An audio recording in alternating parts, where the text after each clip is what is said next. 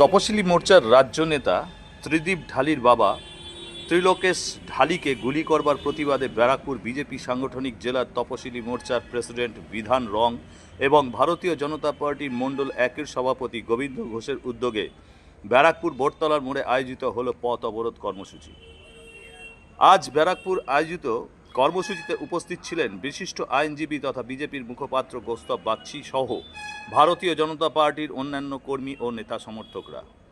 পথ অবরোধের সময় ব্যারাকপুর পুলিশ কমিশনারেটের পক্ষ থেকে বিশাল পুলিশ বাহিনী মোতায়েন করা হয় এবং পথ অবরোধ কিছুক্ষণের মধ্যেই তোলা হয়। পুলিশ বাহিনী দ্বারা এই পথ অবরোধ তুলে দেওয়া হয়। দেখুন আমাদের সেই প্রতিবেদন। এই দিন সংবাদ মাধ্যমের মুখোমুখি হয়ে বিজেপি নেতা কৌস্তব বাগচি কি বললেন শুনে নেওয়া যাক। ব্যারাকপুর থেকে দেবাশিস পালের রিপোর্ট, সংবাদ বঙ্গবাণী।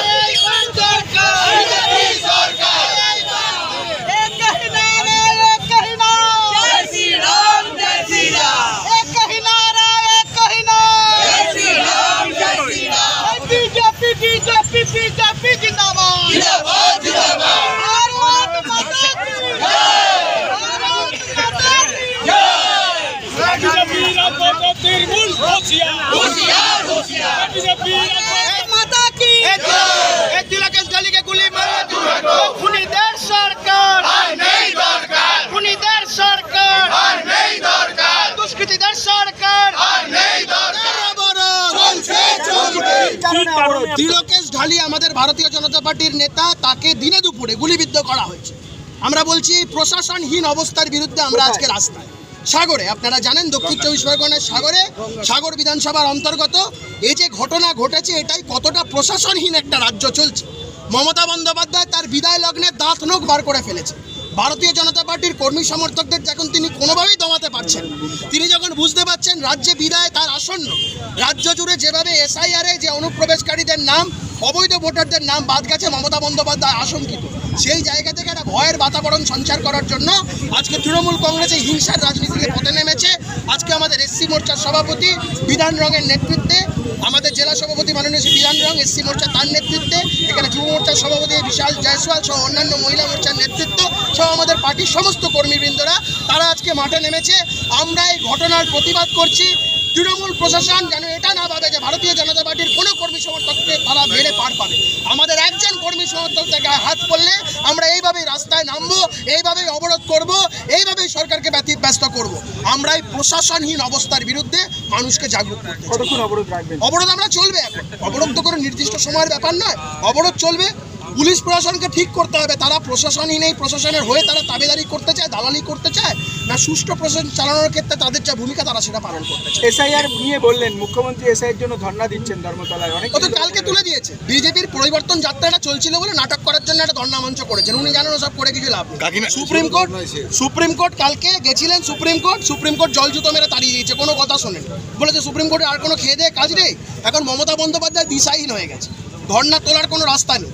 এখন সব উল্টো পাল্টা বকছে। আমরা তো বলছি পরিবর্তন যাত্রার এই যে মানুষের বিপুল সারা, সেটাকে ঢেকে দেওয়ার জন্য এই কদিন ধরে ধর্ণা করেছে। কালকে মোটামুটি যা ছবি এঁকেছে ওই দেখে লোক ফাঁকা হয়ে গেছে, তাহলে লোক পাবে কোথায় ধর্ণা করতে? ও যা ছবি এঁকেছে লোকে দেখে হতবাক হয়ে গেছে। আমি তো কালকে বলেছি মমতা বন্দ্যোপাধ্যায়ের ছবি সাধারণ মানুষ ছেড়ে দিন, তৃণমূলের নেতাদের মানে কথা বলতে গেলে কোনো নেতাদের ড্রয়িং রুম বেডরুম ছেড়ে দিন, কোনো বাথরুমেও তৃণমূল নেতারা ওই ছবি লাগাবে। কি হবে? হ্যাঁ, ভোটের নির্ঘণ্ট কি হবে? এসআইআর সেটা তো ইলেকশন কমিশন বলবে, সেটা তো আমরা বলতে পারবো না। আমরা বলছি যতক্ষণ না সুষ্ঠুভাবে এসআইআর এর প্রক্রিয়া সম্পন্ন হচ্ছে, আমরা বলছি নো এসআইআর নো ভোট। তাহলে তো প্রেসিডেন্সিয়াল রুল হবে। আমরা এটা বলতে পারবো না, আমরা নো এসআইআর নো ভোট, বাদ বাকি কনস্টিটিউশনাল পরিবর্তন যাতে যাওয়ার জন্য বিজেপির কর্মীদের বাড়িতে ভাটপাড়ায় গুলি চলেছে, কি বলবেন? সমস্ত জায়গাতে হচ্ছে। বিজেপির এই সমস্ত মানুষজনের বিজেপির প্রতি এই আবেগ উচ্ছ্বাস দেখে তৃণমূল আতঙ্কিত। তৃণমূলের এই পতন আসন্ন, কেউ রুখতে পারবে না। গতকালকে দেখা গেছে ধর্মমঞ্চ থেকে মঞ্জু বসুকে ধাক্কা মেরে সরিয়ে দিয়েছে।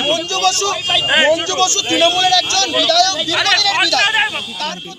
অমলা সিনেমা হলের বিপরীতে ডাক্তার কে.ডি. ঘোষের নার্সিংহোম। এখানে যত্নের সহিত সাধ্যের মধ্যে স্বাস্থ্য পরিষেবা দেওয়া হয়। এখানকার অত্যাধুনিক ফেসিলিটিগুলির মধ্যে হল ICCU, AC sharing cabin, AC cabin, NICU, maternity, paediatric, ventilator facility, modular OT, orthopedic surgery, any type of surgery, obstetrics and gynecology, 24 hours ambulance facility, general medicine, pathology, physiotherapy, PFT, ECG, EEG, Holter monitoring, এছাড়াও থাকছে daily OPD service, 24 hours emergency service. আমাদের ঠিকানা Barasat road, নোনা Chandanpukur, Barrackpore, Amala cinema হলের বিপরীতে, কলকাতা 122। যোগাযোগ 03325920006। Mobile number 9433389740 এবং 9433389739। সারদা সেবা সদন হসপিটাল প্রাইভেট লিমিটেড।